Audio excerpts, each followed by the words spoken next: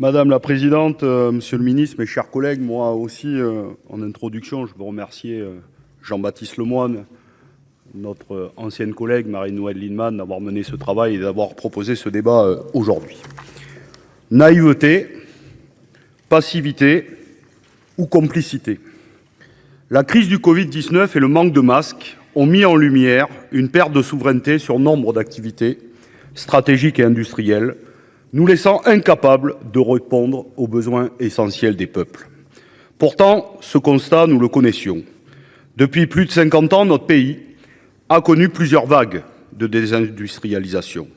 Le résultat est limpide, 2 millions d'emplois industriels ont été supprimés, des savoir-faire et des compétences détruits, laissant des régions dans un état sinistré. Cela s'est aussi fait en bradant notre outil industriel à des puissances étrangères. Technip, Nokia, les chantiers de l'Atlantique, la liste est trop longue. Le président Macron voudrait actuellement faire oublier qu'il était déjà aux affaires sous le mandat Hollande et s'est rendu co-responsable des désastres économiques et industriels que nous connaissons depuis plus de 10 ans. Le pire, c'est évidemment le cas de General Electric. En 2019, le géant américain a préféré s'acquitter la somme de 50 millions d'euros de pénalités plutôt que de créer les postes promis. Et maintenant, il est en train de rapatrier les brevets aux États-Unis et on laisse EDF se débattre pour conserver les turbines Arabelle.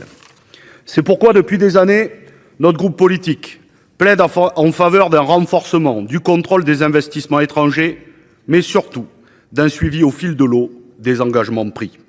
À cet égard, comme le souligne le rapport de la mission d'information consacrée à l'avenir du groupe Atos, fleuron industriel français du numérique, désormais en grande difficulté, la France a certes renforcé ses modalités de contrôle des investissements étrangers, comme l'ensemble des États européens, mais il reste du travail.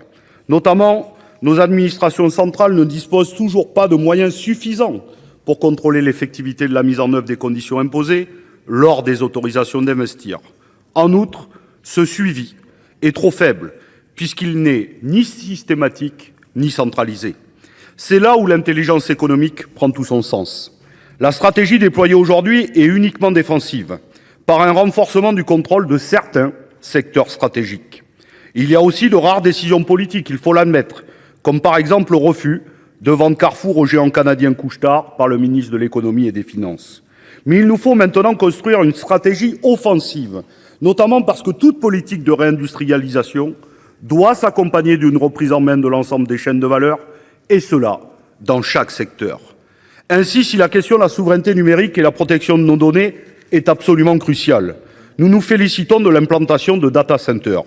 Mais cette activité, gourmande en énergie et qui reste avare en emploi, puisqu'une partie des compétences et des savoir-faire, comme le traitement de données, ne se feront pas sur le sol français. Dans la même ligne, regardons l'implantation de gigafactories de batteries électriques. Mais dans le même temps, Stellantis et Renault sont en train d'impulser la liquidation de leurs sous-traitants, comme pour l'entreprise MaFrance à Aulnay-sous-Bois, ou encore pour l'entreprise Imperial Wheels à Châteauroux. Actuellement, le seul fabricant français de jantes en alu, alors que le dernier repreneur a pris 45 millions d'euros d'aide d'État pour convertir la chaîne de production en électrique zéro émission. Résultat, la boîte va fermer le 20 juin prochain. Et que fait le gouvernement? Il reste les bras ballants, ou alors il sermonne les ouvriers, comme vous l'avez fait, monsieur le ministre, qui luttent pour conserver leur emploi et sauvegarder leur outil industriel. Pour une véritable intelligence économique, il ne suffira pas de créer une politique d'offre et créer les conditions fiscales favorables aux investissements décidés à Choose France, en priant pour que les grands groupes créent de l'emploi.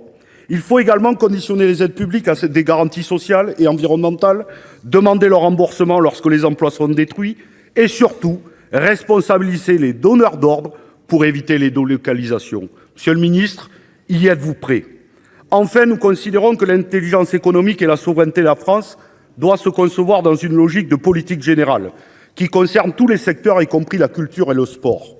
Comment, par exemple, admettre que l'emblématique club de football, le PSG, soit actuellement aux mains des Qataris, qui abritent d'ailleurs au passage le chef du Hamas? Preuve des liens étroits entretenus par votre gouvernement et cette puissance étrangère, vous avez même envisagé un temps de leur vendre notre patrimoine commun, le Stade de France. Pour finir, l'intelligence économique et le contrôle des investissements étrangers demande donc une politique globale, nous doter d'outils législatifs permettant le contrôle et le conditionnement des aides, sans naïveté, y compris à l'égard de nos amis allemands, par exemple, qui ont tout fait pour affaiblir notre énergie nucléaire et notre industrie. Je vous remercie.